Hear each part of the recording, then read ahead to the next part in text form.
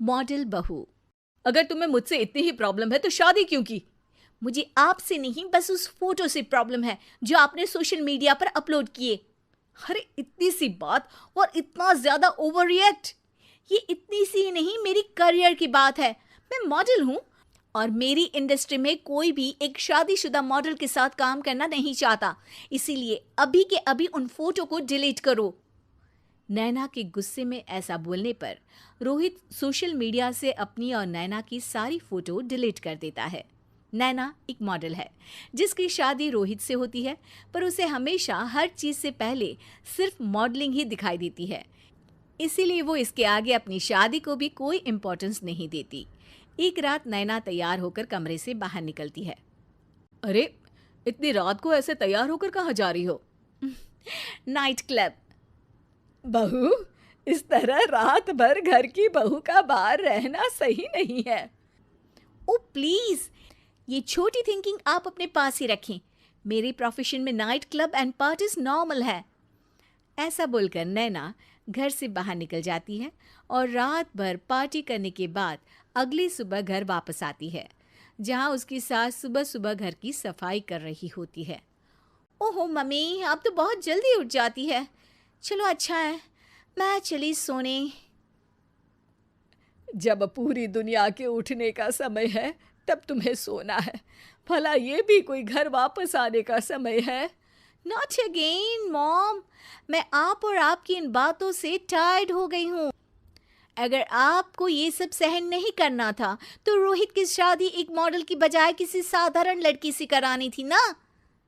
सास को ये सब बोलकर नैना सोने चली जाती है, जिसके बाद वो सीधा शाम को कमरे से बाहर निकलती है तो देखती है कि उसकी सास और रोहित बैठे बैठे खाना खा रहे हैं। नैना भी उन्हीं के साथ डाइनिंग टेबल पर जाकर बैठ जाती है, जहां सारा तेल वाला खाना देखकर वो गुस्से में भड़क जाती है। ये सब क्या है मॉम? आपको पता है ना कि मैं एक मॉडल हूँ और मुझे अपना फिगर मेंटेन करने के लिए हेल्दी फूड ही खाना होता है, नॉट लाइक यू। फिर भी आपने सारे खाने में तेल ही तेल भर दिया। बस नैना, बिल्कुल चुप। पहले तो तुम घर में एक सुई तक नहीं हिलाती और मम्मी जो पूरा समय अकेले काम करती रहती है उन पर चिल्ला रही हो। इतनी दिक्कत है तो खुद ही खाना क्यों नहीं बना लेती? पर बनाओगी कैसे? तुम्हें तो मॉडलिंग, पार्टी और सेल्फी के अलावा और कुछ आता ही नहीं ना। मेरे भैया भाभी ने मुझे आज तक किसी काम के लिए नहीं बोला।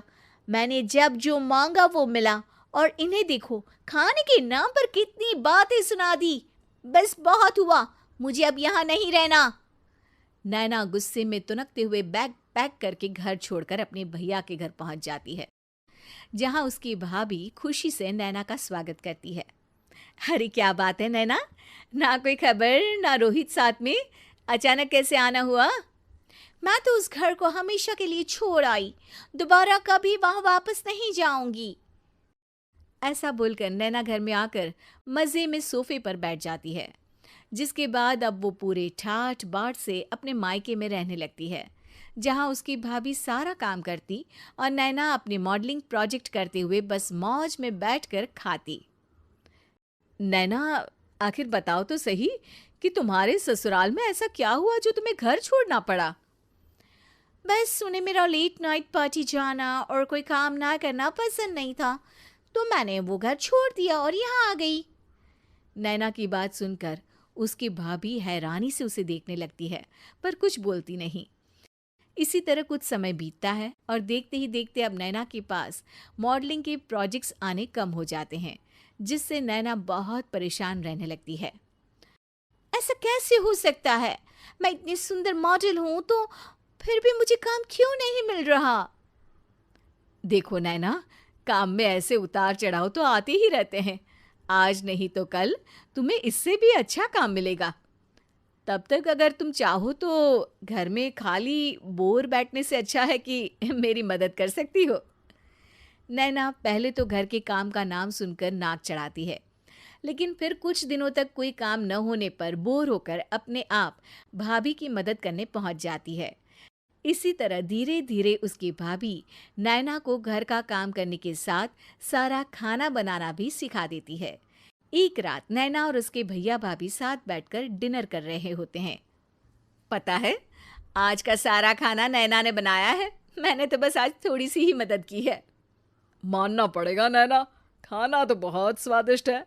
आखिर मेरी बहन मल्टी टैलेंटेड जो है, मॉडलिंग और घर दोनों एक साथ बखूबी संभाल सकती है।